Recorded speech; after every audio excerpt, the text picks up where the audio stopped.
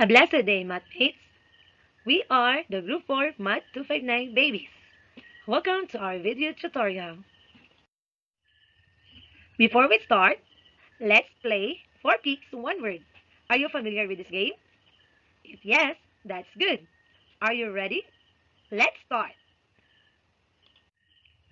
There are the 4 peaks. For 30 seconds, 14 letters. Hint, start with letter T, ends with letter N.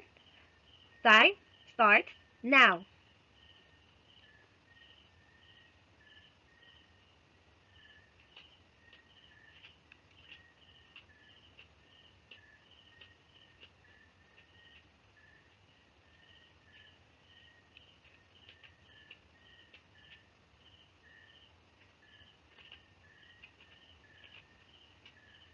Okay? The correct answer is transformation. Good job. Next pictures. These are the 4 peaks for 30 seconds, 10 letters. Hint, letter R and U in the middle. Time starts now.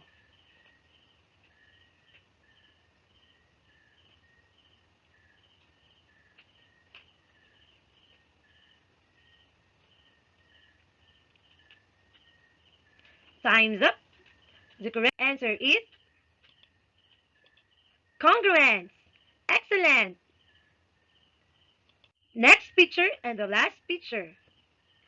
These are the 4 peaks for 30 seconds, 8 letters. Hint, letter S is the second letter. Time starts now.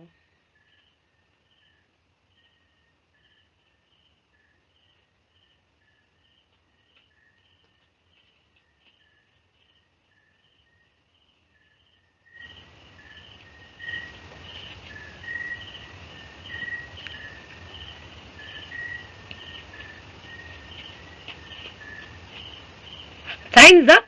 The correct answer is isometry.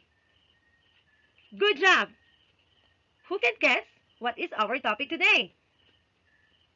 Yes, very good. Our topic today is all about congruence and isometries. Congruence. Two or more figure, segments, angle, triangle that have the same shape and the same size. So we have the symbol for congruent. We have this example. We have this first image. We have A, B, C as the free image. As you can see, there is a reflection of another image here. So we have A prime, B prime, and C prime. So as you can see, they have the same sides, the same angles. So we can say that this is a congruent, meaning to say triangle ABC is congruent to triangle A prime, B prime, and C prime. Next example of congruent polygons. So we have these two rectangles that is being slide or being translate. We have also this one, a quadrilateral that is being flipped.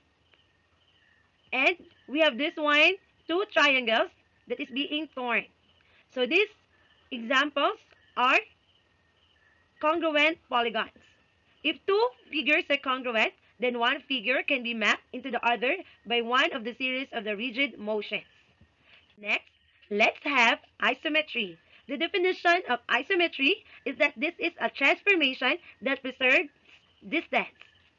And isometry, that is a transformation that preserves distance with congruence between figures. In terms of how we will use it, an isometry is a transformation that preserves congruence between figures. So we have, first, what is the definition of transformation? It is a map from the plane to itself that takes each point in the plane to exactly one other point. We call this a one-to-one or correspondence or a bijection. So we have types of isometries. First, we have translation. Second, rotation. And last is a reflection. Translation is a motion of plane that moves every point of the plane at specified distance in a specified direction along a straight line. As you can see in the example, translation is being moved to the other part of this Cartesian plane. So, this example is a translation. That is, the triangle ABC is being moved to the other location. So, that is the triangle A prime, B prime, and C prime. Next is the rotation.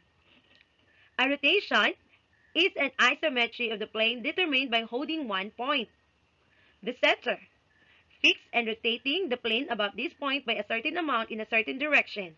As you can see in the example, point B is being the center that is rotating the plane about this point. So we have this one, again, triangle ABC. So as you can see, the triangle is being rotated. Next would be reflection. A reflection is an image of or shape as it would be seen in a mirror. Line of reflection. This one is what we call the line of reflection. The reflection of point A, B, C are conventionally written as A prime, C prime, and D prime.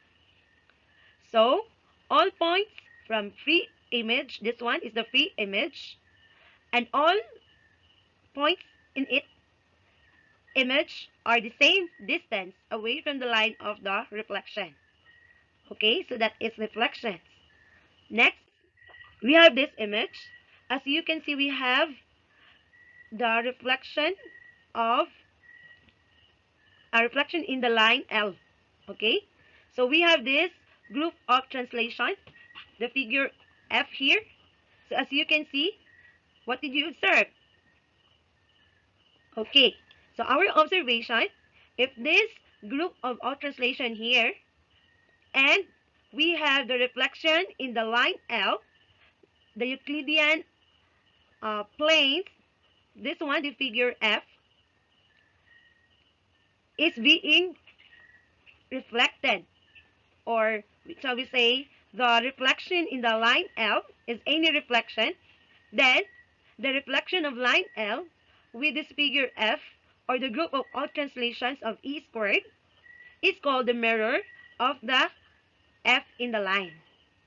Okay, so we have also, so as you can see, the group and its mirror here is the same and have the same size and shape.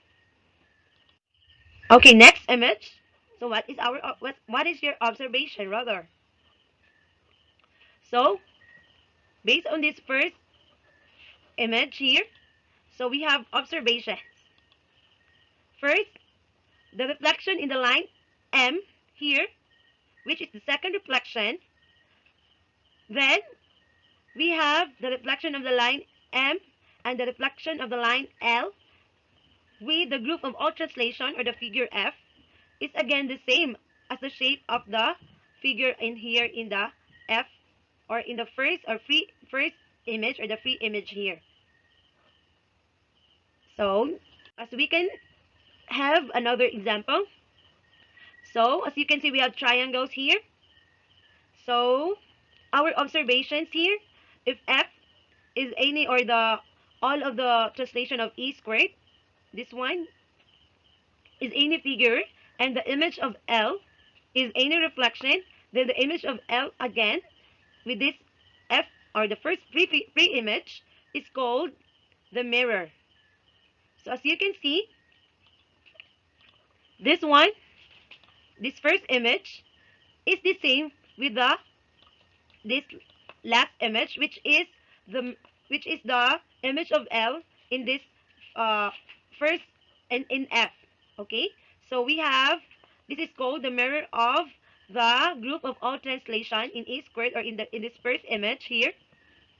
So this one, and as we can see, this one is called the image of F in the line L. Next, if we are going to add another reflection here, so we have the reflection of the line M. So the second reflection.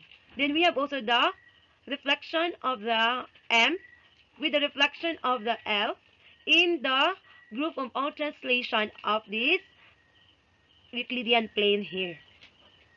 Okay, next would be an isometry is a transformation which preserves distance. So we have this definition. A mapping T of Euclidean plane into Euclidean plane is said to be an isometric if for any x and y in Euclidean plane. So the distance between Tx and Ty is equal to the distance of x and y. So we have another definition. There's two figures of this group of translation. The first group of translation of Euclidean plane and another group of translation of the Euclidean plane are congruent if there exists an isometry such that this T is equal to the first translation of the Euclidean plane and also in the second translation of the Euclidean plane. So we need to remember that every reflection is an isometry, but not every isometry is a reflection. So next would be, we need to prove that every isometry T is a bijection of this Euclidean plane into another Euclidean plane. If we can say that Tx is equivalent to Ty, then shall we say 0 is equal to the distance of Tx and Ty, which is equal also to the distance of x and y. Then we can say that x and y is equal.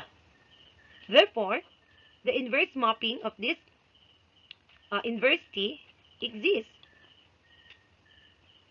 So, the inverse of T is also an isometry because we have the inverse of x, the inverse of T, x, and the inverse of T, y, is equivalent to the inverse of T, T, x, T, and the inverse of T, y, is equal to the distance of x and y. So furthermore, T and S are isometries. Then we can say that T, we have TSX, the distance of TSX, and the distance of TSY is equivalent to the distance of SX and SY. Therefore, so the distance of X and Y is also isometries. So that's all for today. Thank you. God bless. Hope that you have learned something. Bye-bye, mathmates.